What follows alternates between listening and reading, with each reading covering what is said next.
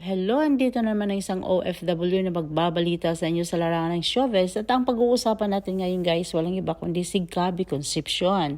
Kung ano ba talagang sikreto ng isang Gabby Concepcion, bakit hindi tumatanda?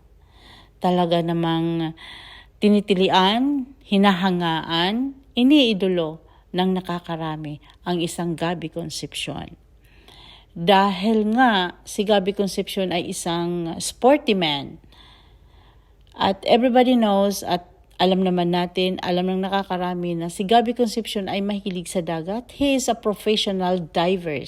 It is a kind of sport, yes, that it needs to have a healthy, mentally, physically fit in this sport.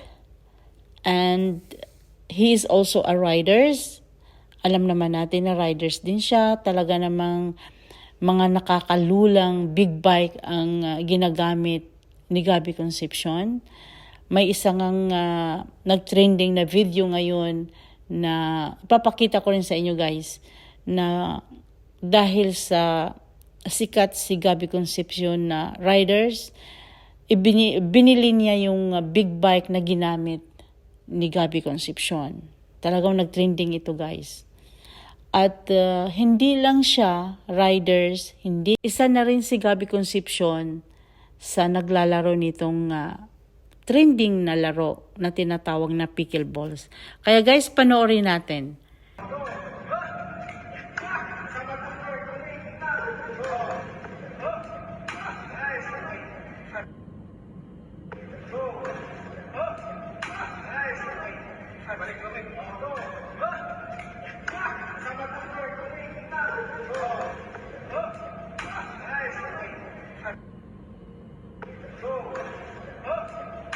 Ago, Sir Gab, bobber.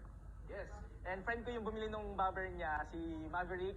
Maverick, Yes, alam si Maverick. 600. Pero yung sa'yo is black color na nandun sa kabila. Balita ko, kunin mo daw yung... Yes po. Actually, sa Dream Bike PH po, binibili ko po eh. O yun, eksakto. So, nakita ko na yung unit, Sir Gab, and gusto ko lang malaman how was the experience riding the SRB 600? Well, kasi ang difference nito, tsaka yung isang bobber natin nasa picture doon, hindi ka makakatayo pagka when you hit bumps. Pero ako nakakatayo ako kasi dinidikit ko yung legs ko dito. Technique. Yun yung technique. Parang kabayo talaga. Kasi compared to bobber, nakalin forward po to eh. Yes. Nakalin forward siya eh. Alam mo naman, pagka cruiser, ganun talaga. And that's, ito yung design nito. Ano po yung naging factor para mag-decide kayo to upgrade into 703F ng Zontes?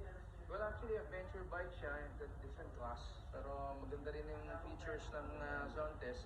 Meron na rin akong Venturi, kaya very familiar na rin ako sa ride Adventure. Adventure bike. Ang difference lang ng Venturi at saka yung Zontes ngayon, napakaraming features na dagdag talaga. Pero syempre, pag nandito ka, it's a totally different experience. Yes, magkaiba ng function and purpose din eh. Oo, ang ganda rito na nakita ko, ang ganda ng forma talaga. Yung looks niya, yung function niya sa bobber, you know, it's nandun ang expectation. Sir Gab, last question. Have you ridden a sports bike bag sa history ng pagbumotor mo? Yes, oo. Ang meron akong tinitingnan niya ng sports bike dito, meron din sila eh. Yung yung SRK 600?